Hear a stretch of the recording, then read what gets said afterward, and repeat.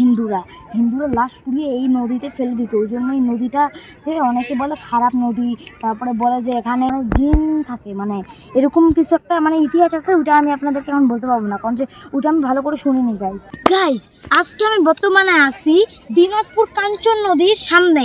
আর ওই যে দেখেন ওইখানে দিনাজপুর রেল ব্রিজ। আর এই যে দেখেন আমি আজকে ভাবছিলাম একটু নদীখানে আমি পাবে যাবো, যদি নদীর সামনে আসি আর যদি পাই না ভিজাই তাহলে কি হইলো গাইজ। কিন্তু গাইজ আমি ওই সাইডে দেখলাম অনেকগুলো শামুকের খোসা পড়ে আছে। এখন যদি নদীতেও এরকম শামুকের খোসা পড়ে থাকে বা একদম মানে জ্যান্ত শামুক পড়ে থাকে, তাহলে যদি আমার পা কেটে যায় গাইজ তাহলে কি হবে গাইস। কিন্তু এখন আমি দাঁড়িয়ে দাঁড়িয়ে চিন্তা করতেছি যে নামবো নাকি নামবো না গাইস। এখন গাইস আসুন আপনাদেরকে অনেক কিছু দেখানো। এই দেখেন এইখান পর্যন্ত কালকে পানি ছিল, আর আজকে দেখেন কত কমে গেছে। মানে সূর্যের তাপ এত বেশি হচ্ছে, আর এই যে দেখেন কত ময়লা, কতটা বেশি পরিমাণের ময়লা দিনাজপুর কাঞ্চন নদীতে। আর এই যে দেখেন এই সাইডে পানিটা একটু পরিষ্কার আছে, কিন্তু ওই সাইডে পুরো একদম কালো হয়ে আছে। এই যে এই সাইডে, আর এই সাইডে একটু হলেও পরিষ্কার আছে। আর এই যে দেখেন এই নদীতে মানে আমাদের মানে চোখের সামনে একটা মাছও আমরা দেখতে পাচ্ছি না।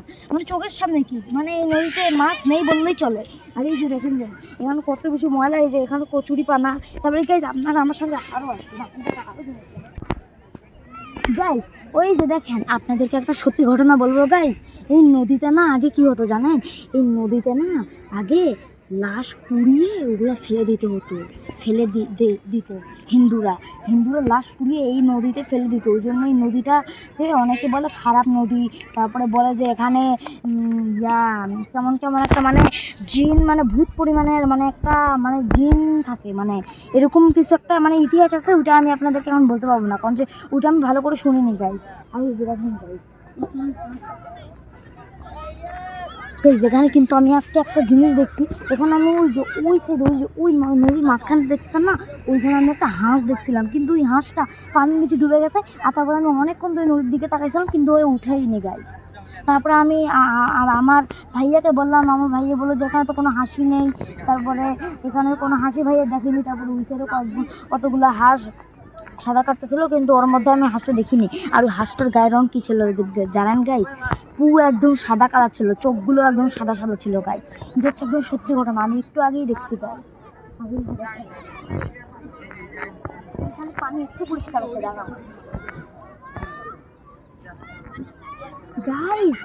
এই নদীটা হচ্ছে পুরো বালুর নদী, এর ভিতরে সব একদম বালু দিয়ে ভর্তি। আর মাঝখানে যে পরিমাণে ময়লা হয়েছে, আগে কিন্তু এত ময়লা ছিল না গাইজ। আর এই যে দেখেন নিচে কত গভীর, মানে এখানে একটু কম গভীর আছে, কিন্তু যদি আপনারা মাঝখানে যান তাহলে মানে এত গভীর হবে, মানে আমি আপনাদেরকে বলে বোঝাতে পারবো না। একটু মানে একটু এই যে এই সাইডে একটু সামনে গেলেই এত মানে দেখাই যাচ্ছে না মাটি। আর তাহলে যদি আপনারা মাঝখানে যান তাহলে কি হবে গাইজ, চিন্তা করেন। আর গাইজ আজকের ব্লগটি এখানেই শেষ করলাম, টাটা বাই বাই।